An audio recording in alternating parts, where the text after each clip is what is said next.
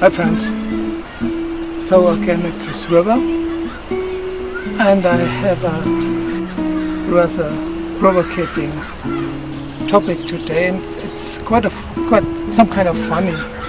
I've said this in work to a colleague from me, which I often discussed such topic, and this was the first time. He usually is very calm, but this, oh my god, he really exploded, and I said there is no absolute truth, all can be questioned, there is no dogma.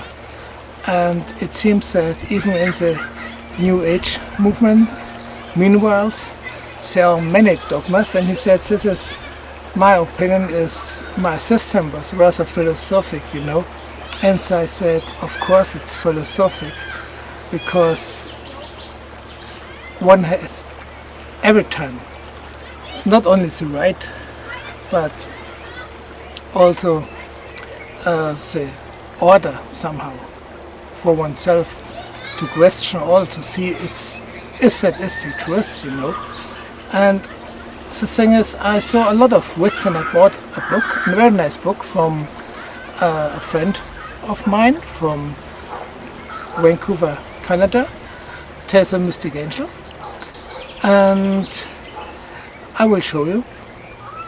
And I read some lines in it, and then I saw the most recent writ again from Gaia Esther, on YouTube, and it was in the middle of the night, or 1 a.m., 2 a.m. in the morning. I made this bedtime stories with Christian wit,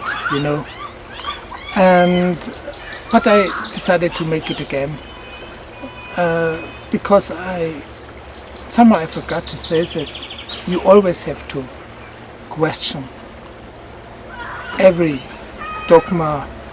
And this colleague in work said this is the basis, this is the base. There's a base in religion, a base in alternative point of views, new age movement point of views, And I said no.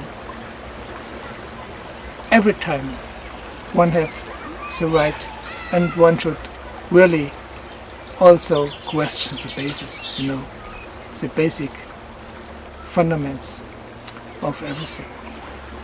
And so I lay in bed and pondered about it. I saw a lot of NDEs, and I pondered about when people die and they leave the body and they hoof above the body, and they look down, they have absolute or very less connection to the self. Doesn't matter if a truck was driven over the body or something else. And one should know when there is a soul inhabit a body, occupies a body, then there is a connection. And then I thought, when this is the case, that there is no real connection, then the soul sees the body. The soul sees the body really as just a tool, and also the mind. And it's all a thing of perspectives, When we are now in this world, in this reality, and we can say we are heart-driven or we are mind-driven, but it's our body, and it's our identity. So when I speak with you, even when I'm a heartful person, I uses the mind and to build up my line of thoughts, And when the mind has its perspectives of life and is realizing all what's around him, and it's realizing all the happiness, but also the misery and sadness in life. And now in this lifetime, or in where we live in the Western world, we have a happy life somehow. But there are parts in this world, on this globe, there's hell, for people and for animals, and also for plants, because everything has consciousness, And then I thought, why is the soul putting us in such experiences or lifetimes when there would really be a connection, really be a responsibility of the soul, I wouldn't do that. I wouldn't do that. You see, I don't have children. I never want to have children because, for me, because of my history from my childhood, it seems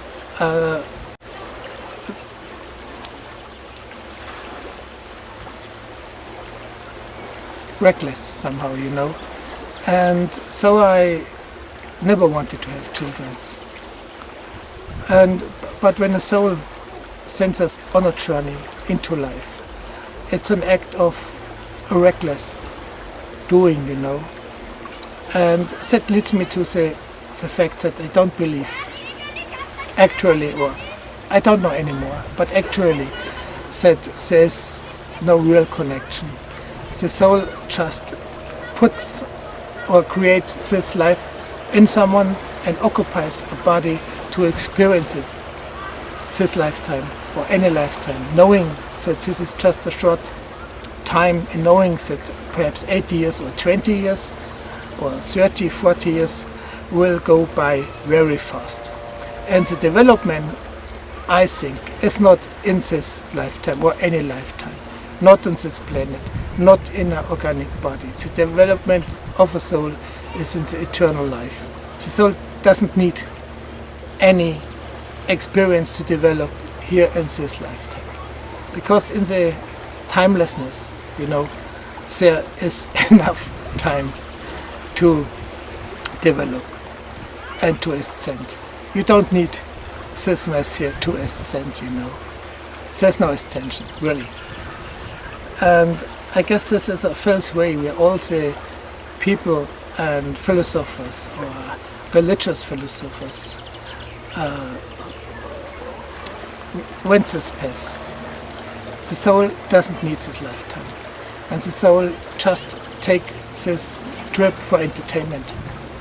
I guess creation, the whole creation is entertainment of highest source, and our lifetime here is also entertainment for our souls, and the soul doesn't care whatever would happen to me, to you, to anyone, because it's just a short trip, you know, and then it's over.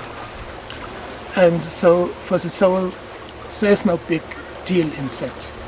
Just we experience that as big deal because we have to go through this with our feelings, emotion and awareness.